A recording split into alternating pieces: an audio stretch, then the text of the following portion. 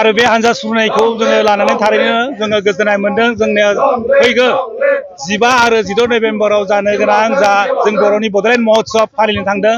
दा बे बड'लेण्ड महोत्सबआव जोंनि भारतनि गाहाय मन्थ्रिया नुजाथिफैगोन। जोंनि गासै हाबाफारियाव बिथाङा बाहागो लागोन। दा बे हाबाफारियाव बाहागो लानायनि थाखायनो बिथांखौ जोङो गोजोननाय मोनदों आरो जों बरायदों। जोङो बिथांखौ बयबो दुलाराय बर' फरायसा आरो बर' थुनलाइ आफाद आरो हारिमु आफादा आरो बर'नि इन्टेलेक्सुयेल आरो बुद्धिजिबि हारिमु सिबिसाला बिथांमोना मोननो हास्थायदोंमोन। बे हाबाफारियाव नुजाथिनायखौ हास्थायदोंमोन। दिनै थारैनो जोङो भारतनि सासे गाहाय दैदेनगिरि गाहाय मन्थ्रि बिथांखौ जोङो मोननो हानानै माने जोबोद गोजोननाय मोनदों आरो बिथांखौ दिनै बे खुसिजोंनो गोजोनजोंनो बरायदों। फैगोन 15 आरो 16, 15 आरो 16 नभेम्बराव भारतनि राजथावनि निउ दिल्ली एबा गोदान दिल्लीयाव साननैनि हाबाफारिजों दुलाराय बर' फरायसा आफाद, बर' थुनलाइ आफाद, दुलाराय बर' हारिमु आफाद आरो गान्धी हिन्दुस्तानी साहित्य सभा मोनब्रै आफादजों जथायै फैगौ 15 आरो 16 नभेम्बराव बड'लेण्ड महोत्सब बेखौ खुंनो थांगासिनो दङ। आरो बे बड'लेण्ड महोत्सबआवनो 15 खालार खालि 15 नभेम्बर खालार खालि भारतनि गाहाय मन्थ्रि नरेन्द्र मदि बिथाङा जोंनि बे हाबाफारियाव बाहागो लाफैगोन आरो बिथांनि बाहागो लाफैनायखौनो जोङो बरायनानै दिनै सारा बुहुमाव अदेबानि बर' थुनलाइ आफाद, दुलाराय बर' फरायसा आफाद, दुबा आरो बर' रायजो राजाफोरा दिनै जोङो बिथांखौ आगोथियायै एडभान्सै जोङो बिथांखौ जोङो बरायदों। जाहाथे फैगौ नभेम्बरनि 15 खालाराव बिथाङा मोजाङै जोंनि बड'लेण्ड महोत्सब हाबाफारियाव बाहागो लाफैनो हायो।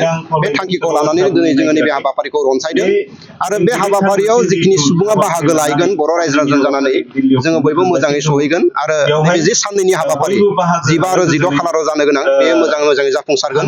जोंनि जि लक्ष्य हारिमुखौ लानानै राव थुनलाइखौ लानानै सोलोंथाइखौ लानानै बेयाव गोबां रोखोमनि सावरायनाय जागोन आरो बे सावरायनायाव अकल भारतनि गाहाय मन्थ्रि बिथाङाल' बाहागो लागोन बिदि नङा। भारतनि गुबुन बिफाननि मन्थ्रि बिथांमोना बाहागो लागोन। अসমनि मुख्यमन्थ्रि बिथाङा बाहागो लागोन। बिटिआरनि सि प्रमद बर' बिथाङा बाहागो लागोन। एबसुनि आफादगिरि बिथांजों लोगोसे जेसेबां दल संगठन थाबाय बे दल संगठननि दैदेनगिरि बिथांमोनाबो बाहागो लागोन आरो जोङो मिजिंथिदों जोंनि जे थांखि आरो उद्देश्य बेयो गमामायैनो खोब मोजां भाबै बाहागो लानायनि गेजेरजों जाफुंसारगोन आरो सारा बुहुमाव बर' हारिखौ गेरेमसा हारि हिसाबै दानो थाखाय जों जे सिमां सुजुदों बे फेलेबसेबाबो आवगायगोन होननानै जोंहा मिजिंथिनाय दङ आरो बे हाबाफारिया मोजाङै जाफुंसारथों इसोरनि खाथियाव आर'ज खालामबाय। बाहागो लानायनि जि प्रिपारेसन थागथियारि बे फ्राय जोङो रेडि जाबाय।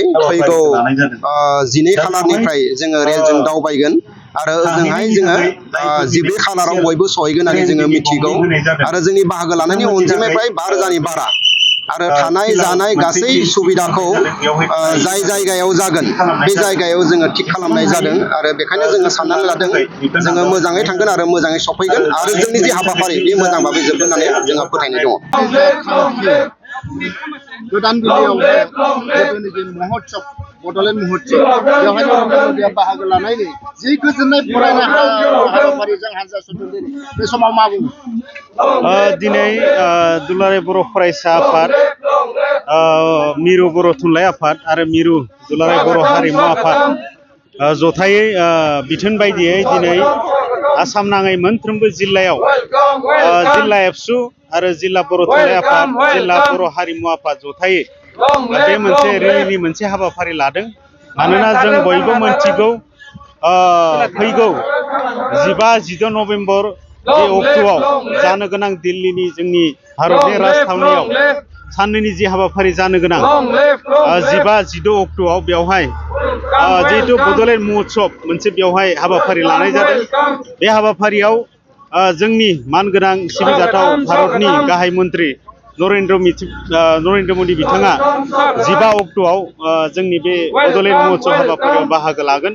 दा बेखायनो आसाम नाङै बिथाङा जि जोंनि जि हाबाफारियाव बाहागो लागोन बिनि थाखाय जोबोद गोजोननायनि गेजेरजों दिनैनि बे रेलिनि हाबाफारिनि गेजेरजों जोङो सिगांग्रो हाबाफारिनि सिगां बे बरायनाय हाबाफारिखौ लादों।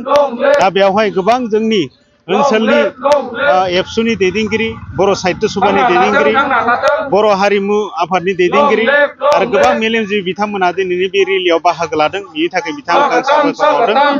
मानोना जों बयबो मोनथिगौ जोंनि जि बे बड'लेण्ड जिहेतु महोत्सब दिनै 15-16 अक्ट'आव खुंनो थांगासिनो दङ।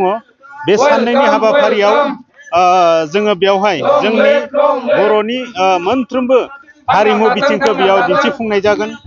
जोंनि थुनलाइखौ जोङो मुलुग दरबाराव गोसार होनो थाखाय बे हाबाफारिखौ लादों आरो जोंनि जिहेतु जोंनि राव थुनलाइखौ गोसार होनो थाखाय बे हाबाफारिखौ लादों दा बेनि थाखायनो दिनै जोंनि गोथार मोनसे जों जाय हाबाफारिखौ दिनै